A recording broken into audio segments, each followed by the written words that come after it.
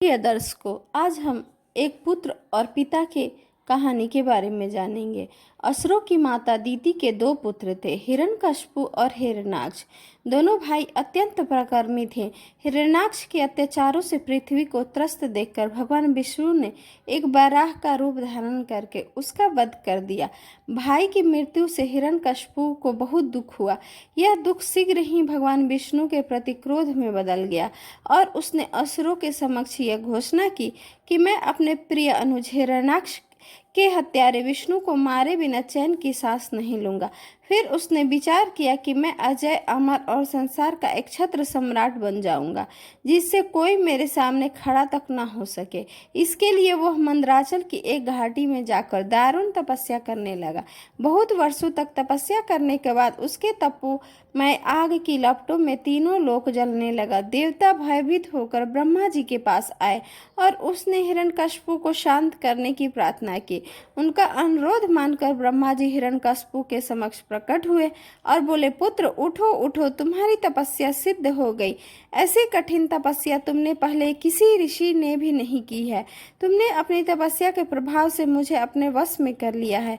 तुम जो मांगोगे मैं देने के लिए तैयार हूँ। हिरण्यकशिपु ने ब्रह्मा जी की स्तुति की और विनयपूर्वक कहा, प्रभु, यदि आप मुझे वर देना चाहते हैं तो ऐसा वर दीजिए, आपके बनाए हुए किसी प्राणी से, चाहे वो मनुष्य हो, पशु हो, देवता हो, दैत्य हो, मेरी मृत्यु ना हो। भीतर बाहर, रात में अथवा दिन में, अस्त्र से, पृथ्वी या आकाश में, कहीं भी मेरी मृत्यु ना हो। युद्ध में कोई भी मेरा सामना ना कर सके और मैं समस्त संसार का एक छत्र सम्राट बन जाऊं। तब ब्रह्मा जी ने जो वर मांगा उसे बोला, ठीक है पुत्र, ऐसा ही हो। वे जीवों के लिए बहुत ही दुर्लभ है, फिर भी मैं तुम्हें यह वर देता हूँ। ब्रह्मा जी वर प्राप्त करने के लिए हिरण्यकशिपु के ने तीन लोकों में समस्त प्राणियों को जीतकर अपने वश में कर लिया है। स्वयं इंद्र का भवन ही उसका निवास स्थान था। उसका शासन इतना कठोर था, उससे भयभीत होकर देव दानव उनके चरणों में वंदना करते थे। धीरे धीरे वह ऐश्वर्य के मद में उन्मत्त हो गया, अहंकार में चूर होकर शास्त्रों की मर्यादा का उल्लंघन करने लगा। उसके अत्याचारों के कारण सब लोग और लोकपाल भयभीत रहने लगे। उन्हें जाकर भगवान विष्णु की शरण ली। भगवान ने उन्हें सांत्वना देते हुए कहा, कोई भी प्राणी जब देवता, वेद, साधु, धर्म और मुझसे द्वेष करने लगता है तब शीघ्र ही उसका विनाश हो जाता है। हिरण्यकशिपु जब अपने महात्मा पुत्र प्रहलाद से द्रोह करेगा तब मैं उसे अवश्य मार डालूंगा। यह सुनकर देवतागण आश्वस्त होकर अपने अपने लोकों में लौट गए। जब हिरण्यकशिपु तपस्या करने के लिए गया हुआ था तब देवताओं ने असुरों पर आक्रमण करके उन्हें पराजित कर दिया। उस समय इंद्र हिरण्यकशिपु की पत्नी कयाधु को बलपूर्वक ले आए थे ताकि वे उसके गर्भस्थ शिशु प्रहलाद को मार सके, पर नारद जी इंद्र को इस दुष्कर्म करने से यह कहते हुए रोक दिया कि गर्भस्थ बालक अपने पिता के समान अत्याचारी नहीं अपितु भगवान विष्णु का महान भक्त है। उसके बाद वो कयाधु देवर्षि नारद की सेवा करते हुए उनके आश्रम में रहने लगी। जब हिरण्यकशिपु तपस्या से वापस लौटा तब वो कयाधु को अपने साथ ले आया। यथा समय कयाधु ने प्रहलाद को जन्म दिया। प्रहलाद बचपन से ही सद्गुणी थे।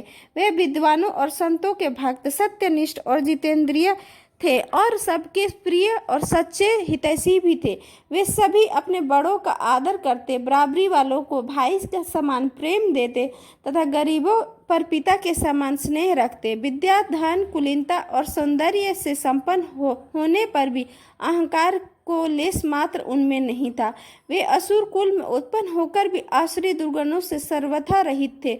उनका भगवान विष्णु के चरणों में स्वाभाविक जन्मजात प्रेम था। तभी तो वे भगवान का ध्यान करते बिल्कुल स्थिर हो जाते और कभी आनंद में हंसने लगते, कभी वे लोक लज्जा त्याग कर प्रेम में उन्मुक्त होकर नृत्य करने लगते। भगवत प्रेम होने के कारण वे स्वयं तो आनंद में मग्न हो रहते ही अपने संपर्क में आने वाले दूसरों लोगों को भी शांति प्रदान करते। दैत्यों ने शुक्राचार्य को अपना पुरोहित माना था। जब प्रहलाद थोड़े बड़े हो गए तब हिरण्यकशिपु ने शुक्राचार्य के पुत्र षंड और अमर को प्रहलाद की शिक्षा देने के लिए नियुक्त किया। उसने षंड और अमर को आदेश दिया कि प्रहलाद की यही सिखाया जाए कि उसके पिता ही परमेश्वर है। षंड और अमर प्रहलाद को अपने आश्रम ले गए, उन्हें दूसरे असुर बालकों के साथ पढ़ाना शुरू कर दिए। प्रहलाद अपने गुरुओं का पढ़ाया हुआ पाठ सुन लेते थे और उसे जोए का त्वय दोहरा भी देते थे, किंतु वे उसे अपने मन से स्वीकार नहीं करते थे। एक दिन हिरण्यकश्यप ने अपने पुत्र प्रहलाद की गोद में बिठाकर बड़े प्रेम से पूछा कि तुम पुत्र बताओ, तुम्हें कौन सी सही और अच्छी लगती है बात। प्रहलाद ने कहा, पिताजी मैं मानता हूँ कि भगवान विष्णु ही इस जगत के स्वामी हैं। सभी प्राणी में देह गेह आदि से आसक्त होकर शोक और मोह में व्यथित हो रहे हैं। इस दुख में से मुक्ति पाने के लिए उन्हें एकमात्र भगवान विष्णु की शरण लेना चाहिए। प्रहलाद के मुंह में अपने शत्रु की प्रशंसा सुनकर हिरण्यकश्यप ठठार कर हंसा और उसने सोचा कि किसी विष्णु भक्त ने प्रहलाद की बुद्धि को बिगाड़ दिया है। अतः उन्हें प्रहलाद को फिर षंड और अमरक के साथ भेज दिया और उन्हें सावधान कर दिया कि प्रहलाद किसी विष्णु भक्त के संसर्ग में न आने पाए। जब प्रहलाद गुरुगृह वापस आए तब आचार्य ने उन्हें बड़े प्यार से पूछा, बेटा प्रहलाद तुम्हारा कल्याण हो, हमें ठीक ठाक बतलाना, असत्य मत बोलना। भगवान विष्णु की भक्ति का विचार तुम्हारे मन में कहाँ से आया? हम लोगों ने तो कभी ऐसा शिक्षा नहीं दिया। प्रहलाद ने कहा, भगवान विष्णु को मेरा प्रणाम। केवल भगवान इस संपूर्ण ब्रह्मांड के संरक्षण और शिक्षक है। जैसे चुंबक के पास लोहे के टुकड़े स्वाभाविक रूप से खींचे चले आते हैं, उसी तरह से मेरा मन संसार से अलग होकर उनकी ओर बराबस चला जाता है। प्रहलाद के शिक्षक इस उत्तर को सुनकर डर गए और वे बेचारे राजा के सेवक और पराधीन थे। ऐसा उन्होंने क्रोधपूर्ण प्रहलाद को झड़क दिया और कहा, अरे कोई मैं तेरी बेत ले आओ तो इसे मैं पीटूं।